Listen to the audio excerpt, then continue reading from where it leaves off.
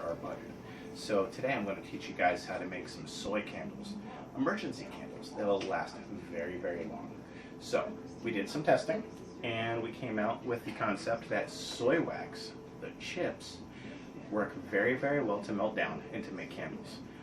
Also, what's really nice about soy wax is the fact that it burns twice as long as paraffin wax, no soot. So, first thing you gotta do is acquire some wax.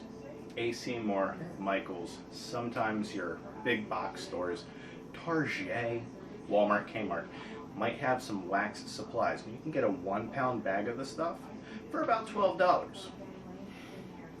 Or with an Amazon Prime account, you can get a 10-pound bag for $22. Or, if we pan down the camera just a little bit, I ordered a 50-pound bag for about $100. Oh no, $100 for prepping. Well, this soy wax is literally $2 a pound. So that's very, very inexpensive for soy wax, and this stuff is mad easy to deal with. So I chose to spend a couple of bucks and get one of these candle wax melting pot do-jiggies. But if you stop by any yard sale, you can pick up a pot for $1 or less. Works just fine. This is just something that we're going to do a lot of volume for, so I chose to shell out the $16 for. Anyway, this is on low. I have it on 5 at the moment. I filled up the pot, or whatever you want to call this, wax melting pitcher, fully to this point. Put it on 5.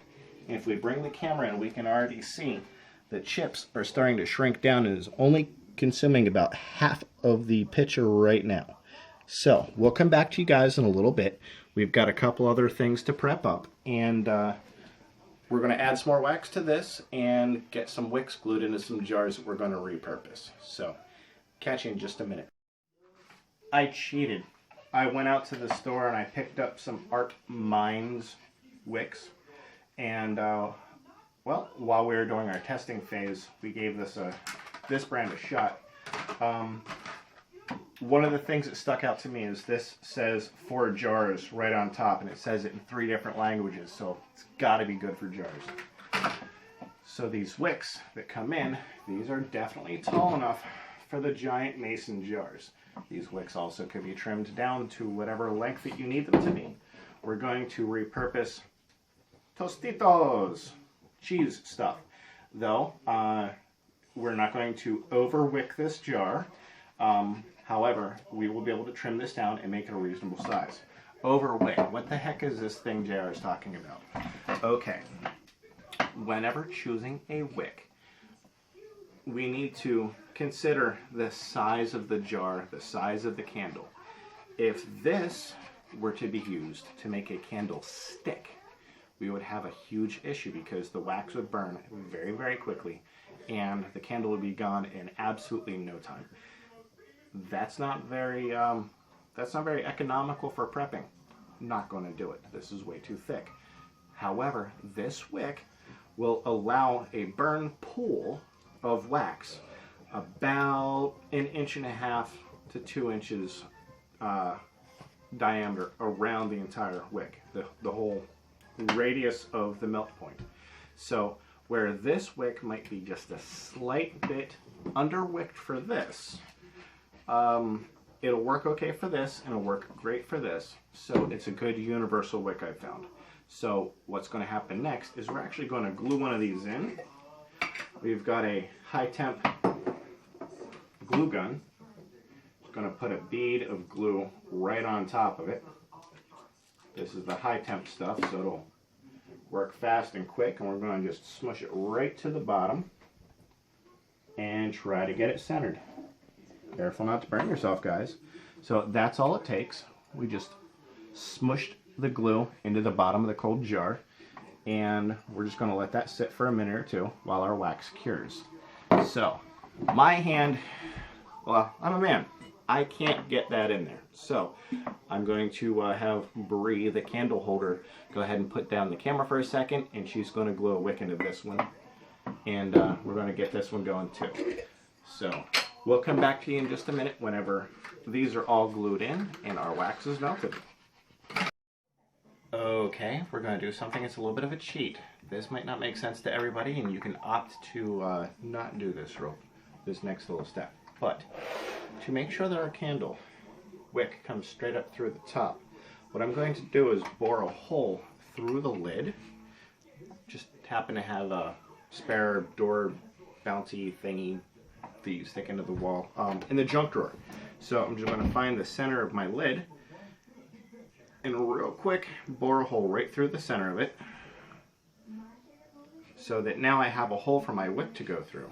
However, you might choose not to do this step if you want to be able to put the lid on top of the candle and snuff out the candle in lieu of blowing it out.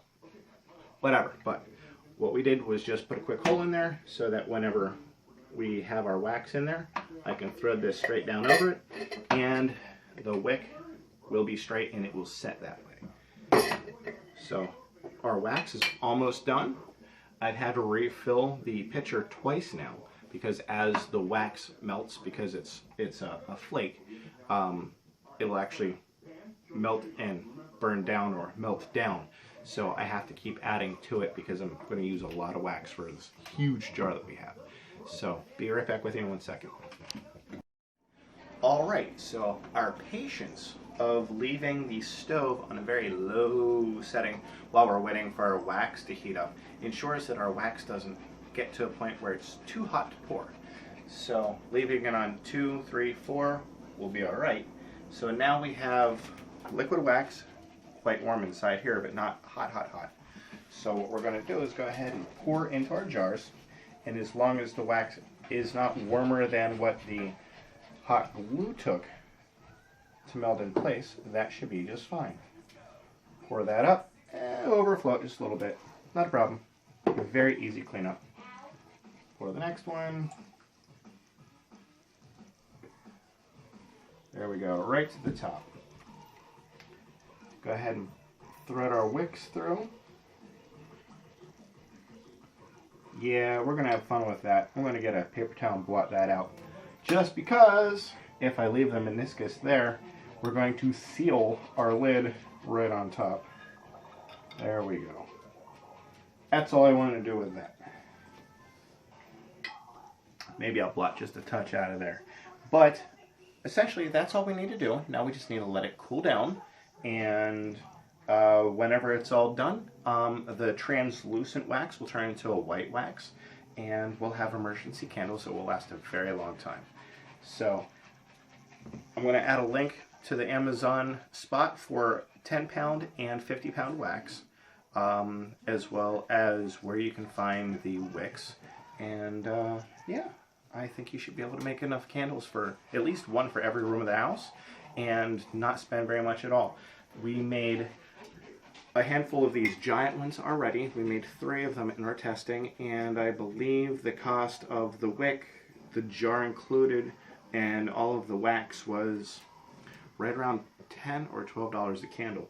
These repurposed jars, we already have the jars, and all we're adding is a little bit of the wax and a wick. So I think these jars repurposed were something like $3 to make each, and you can expect hundreds of hours of use out of those.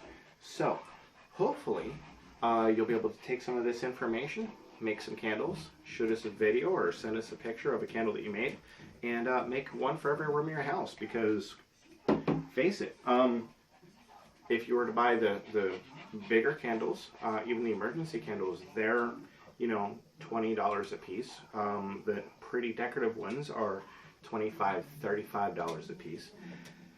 You can make a candle for every single room in the house in, you know, for $100, $120, and probably have enough wax to make a few for your friends as well. So let us know what you think. Please comment, share, like, subscribe. That thing at the bottom. Let us know what you think. And till next time, we'll see you later, YouTube.